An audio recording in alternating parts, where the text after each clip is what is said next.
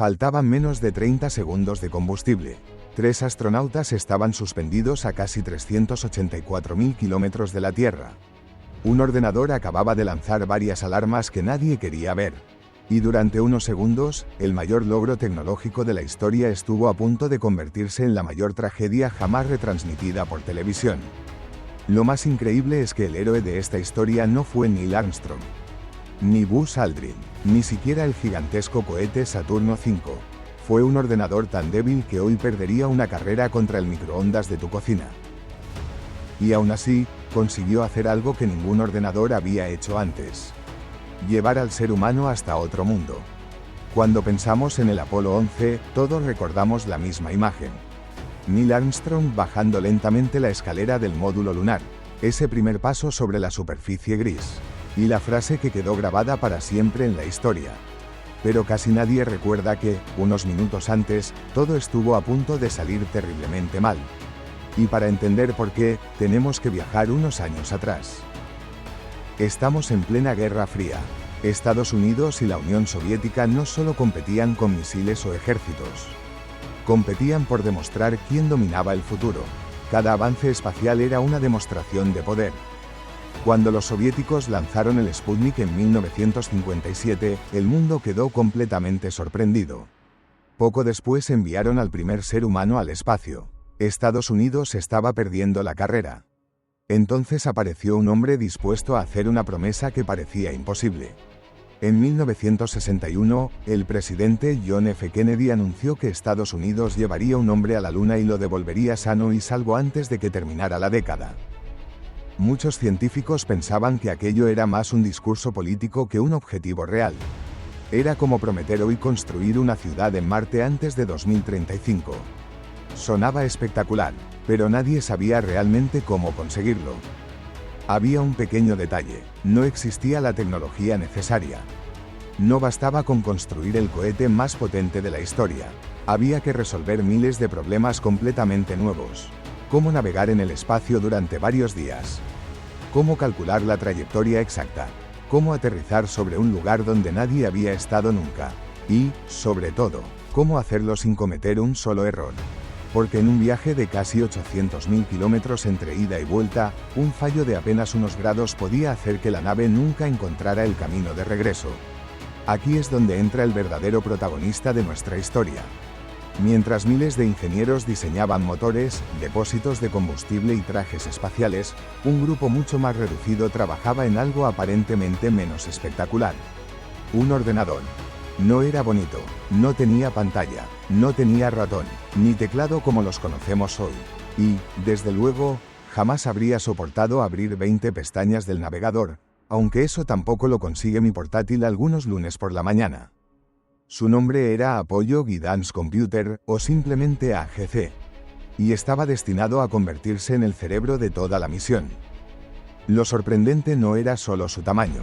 Era su potencia, o, mejor dicho, la falta de ella. Funcionaba a poco más de 1 megahercio y disponía de una memoria ridículamente pequeña comparada con cualquier dispositivo actual. Para que te hagas una idea, una simple fotografía tomada con un móvil moderno ocupa bastante más espacio del que el AGC tenía disponible para trabajar. Y aún así debía controlar la navegación, calcular trayectorias, ayudar durante el descenso y asistir a los astronautas en los momentos más críticos.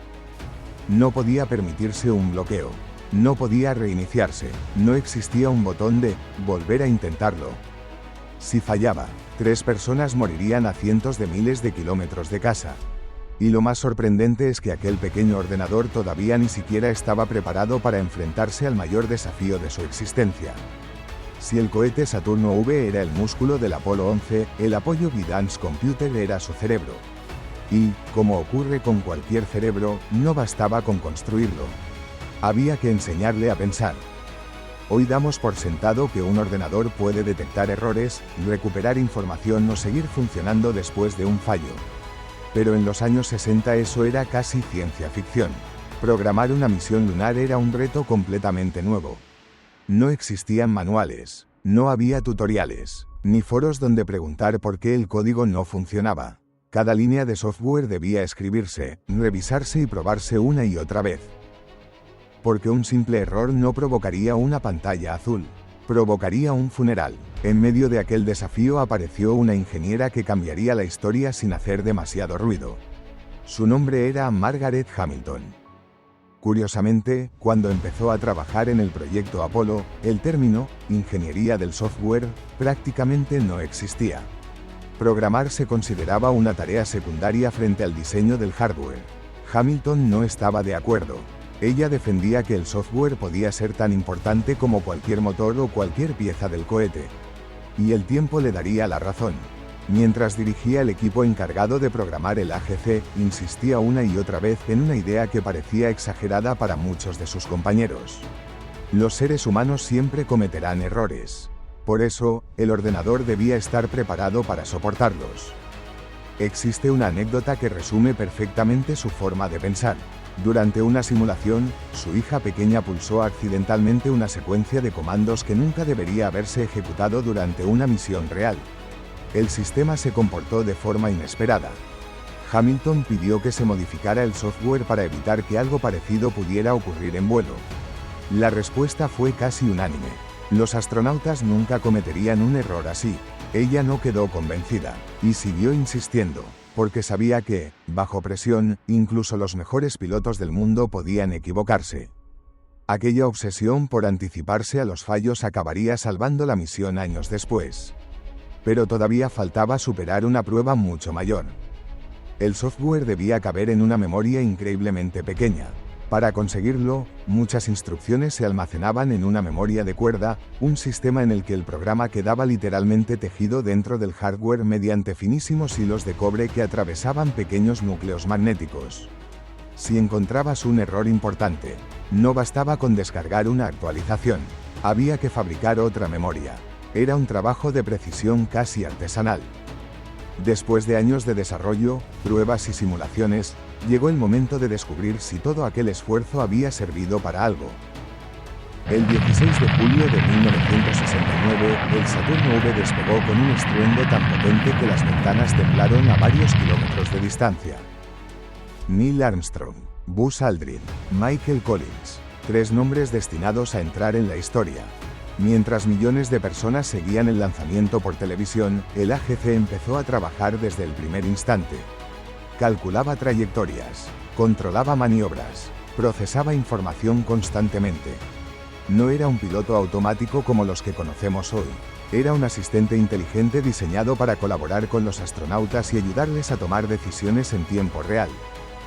Durante varios días, todo funcionó exactamente como estaba previsto, hasta que llegó el momento más delicado de toda la misión. El módulo lunar Eagle se separó del módulo de mando y comenzó su descenso hacia la superficie. Dentro solo viajaban Armstrong y Aldrin. Michael Collins permanecía orbitando la Luna, completamente solo. Si algo salía mal durante el descenso, no podría hacer absolutamente nada para ayudarlos. A medida que el Eagle perdía altura, el silencio en el centro de control era absoluto. Entonces ocurrió. En la pantalla del ordenador apareció un código inesperado. 1202. Los astronautas informaron inmediatamente a Houston. Durante unos segundos nadie respondió. Los ingenieros buscaban desesperadamente el significado de aquella alarma. Y antes de encontrar la respuesta, apareció otra. 1201. 2 alarmas diferentes. En el peor momento posible. Con el módulo lunar acercándose a la superficie segundo a segundo. La tensión era insoportable. En el centro de control, un joven ingeniero de solo 26 años llamado Steve Bales tenía que decidir si continuaban el descenso o lo abortaban. No disponía de varios minutos, ni siquiera de uno. Tenía apenas unos segundos para tomar una decisión que podía cambiar la historia. Mientras todos contenían la respiración, Bales comprendió lo que estaba ocurriendo. El radar estaba enviando más datos de los previstos y el ordenador se encontraba completamente saturado. Pero entonces sucedió algo extraordinario. En lugar de bloquearse, el AGC hizo exactamente aquello para lo que Margaret Hamilton había insistido durante años. Descartó automáticamente todas las tareas secundarias. Conservó únicamente las funciones imprescindibles para mantener el aterrizaje. Y siguió funcionando.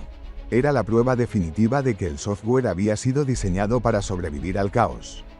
Steve Vales respiró hondo, miró a sus compañeros, cogió el micrófono y pronunció una sola palabra: Go.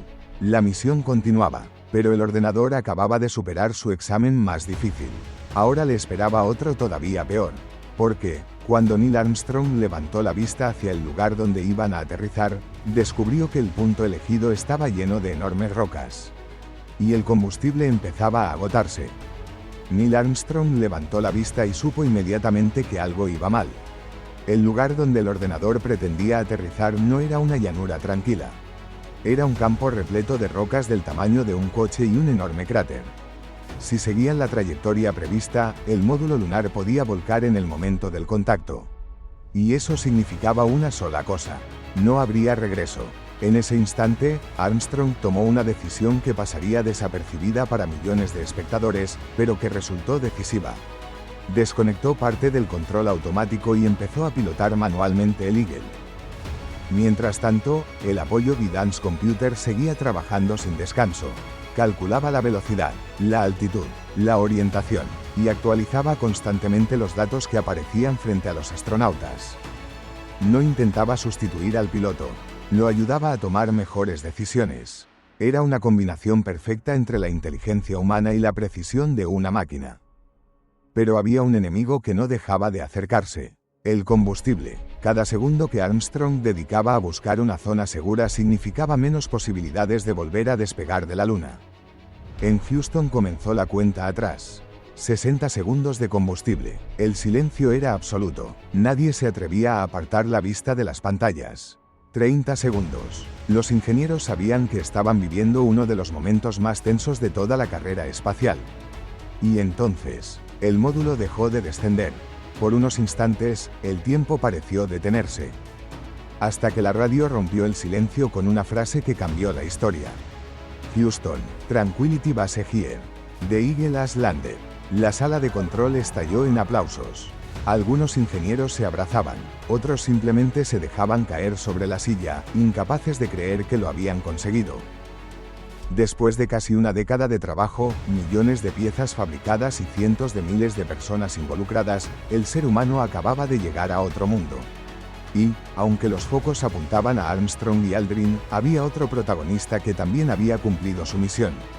Aquel pequeño ordenador que, unos minutos antes, había estado al borde del colapso. Hay otra curiosidad que pocas personas conocen. El software del AGC estaba tan optimizado que cada instrucción contaba. Los programadores tenían que ahorrar memoria como si cada byte fuera oro. Hoy una sola fotografía tomada con un móvil ocupa mucho más espacio que toda la memoria disponible para ejecutar las tareas críticas del ordenador del Apolo 11. Y aún así, nunca dejó de hacer lo realmente importante. Quizá esa sea una de las lecciones más valiosas de esta historia. No siempre gana el sistema más potente. A veces gana el que está mejor diseñado. El legado del Apollo Guidance Computer no terminó en la Luna. Las técnicas desarrolladas para aquella misión influyeron en la informática moderna, la gestión de prioridades, los sistemas tolerantes a fallos, la programación enfocada en la seguridad, y la idea de que el software podía ser tan importante como el hardware. Todo eso ayudó a transformar la tecnología que hoy utilizamos cada día. Y detrás de muchas de esas ideas estaba Margaret Hamilton. Durante años, su trabajo pasó casi desapercibido. Sin embargo, con el tiempo fue reconocida como una de las personas que cambiaron la historia de la informática. Aquella fotografía en la que aparece junto a una enorme pila de listados del código del Apolo no representa solo miles de páginas. Representa miles de horas de trabajo para resolver problemas que nadie había resuelto antes. Porque eso era, en realidad, el programa Apolo, una colección de imposibles. Construir el cohete más potente jamás creado. Viajar casi 400.000 kilómetros por el espacio. Aterrizar sobre un mundo desconocido. Y regresar sanos y salvos. Todo ello con una tecnología que hoy consideraríamos increíblemente limitada. Quizá por eso el Apolo 11 sigue fascinándonos más de medio siglo después. No porque fuera perfecto, sino porque estuvo a punto de fracasar varias veces. Y, aún así, salió adelante gracias al talento, la preparación y la capacidad de mantener la calma cuando todo parecía perdido.